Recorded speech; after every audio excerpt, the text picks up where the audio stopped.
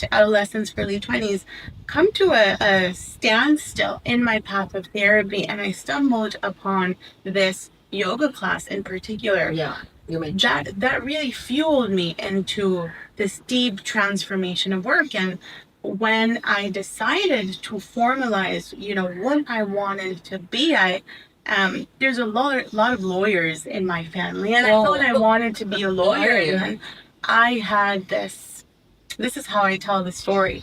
But I had this existential crisis after graduating from Amherst, and I embarked on this cliche, but wonderful eat, pray, love journey in which I traveled through Southeast Asia. And it was a very personal journey in which I ended up becoming a yoga teacher, and it was not because I wanted to teach. I've never once done the things that I do because I want to teach something, or because I've done them because I truly believe that that's my mission and that's my calling. And so when I stumbled on this phenomenal program pioneered by Dr. Lisa Miller at Columbia University, it was the first Ivy League program that really intertwined ancient wisdom with modern scientific research. And when I found that component, I said, that's it. That's it. This is going to give me the vocabulary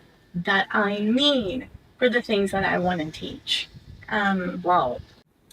Okay, so who do you think mind-body therapy would be beneficial for?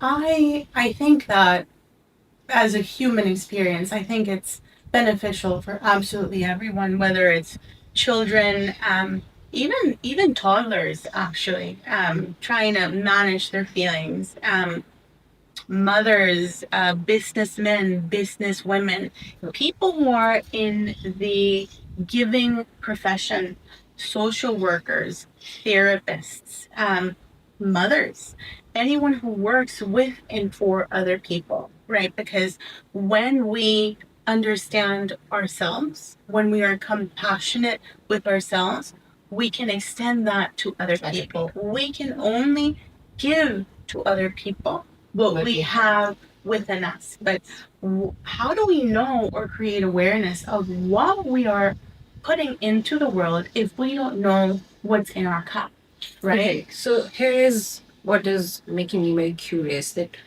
there is a certain you saying that we have to these are the people who can benefit from it, Right. but how do I identify, how would I tell that my son would be able to sit with a stranger who is a young child and will be able to have his heart feelings and be able to talk about it with someone who is he's just met, and the situation is so formal, and so how does it take a lot of time for that child to open up, or do you think that therapist has that built-in skill? Because when you say a toddler, so toddlers are, of course, they're very playful and all that, but are you able to, and how do I know that my toddler needs it? Right. Yeah? So I would make a distinction. I would say for an adult, my question to you would be, are you called to this? Is this something that's resonating with you? Is this something that you're interested in any way, shape, or form? And if there is any sort of resistance coming to you about it, about a mind-body practice or a mind-body therapy, just ask yourself, what is it about it? What is it about it that I'm resisting? Is it that it's something different? Is it that it's something that I've never done? Am I afraid or fearful, which is very valid, of sharing my most deep, intimate emotions or feelings? Yeah, my vulnerability. My vulnerabilities. Yeah. Because in the end, as a human experience, we need to be vulnerable in order to find what there is within us and to be able to evolve and transform. Now, in the case of children or adolescents, I think that as mothers or caretakers, we end up making decisions for them. Yet I think that the most determining factor would be, how does this child, how does this adolescent feel with this therapist?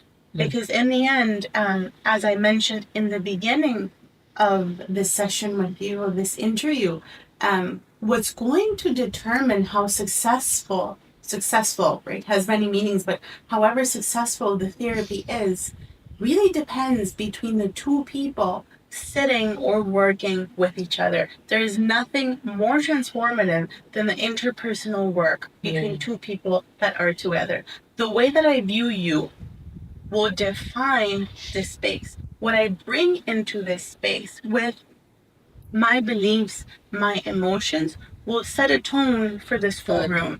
And there's no difference whether I'm working with a toddler, an adolescent, or an adult. The only difference is the modality and the language that I use to reach the different people that I'm working with. Beautiful, beautiful. I'm so grateful for you. Thank you. Thank you for having me. This has been wonderful. It is a pleasure. And I would love that we do things together and journey together. And thank you for being on this show. Thank you. Thank you so much. We've talked about a lot of things today. We've talked about mind and body and healing and trauma. We just touched them. And I would love, we can maybe have her again. If you have any questions, throw it in your comments and let us know, and we would be getting back to you. Thank you. Thank you. Thank you so much.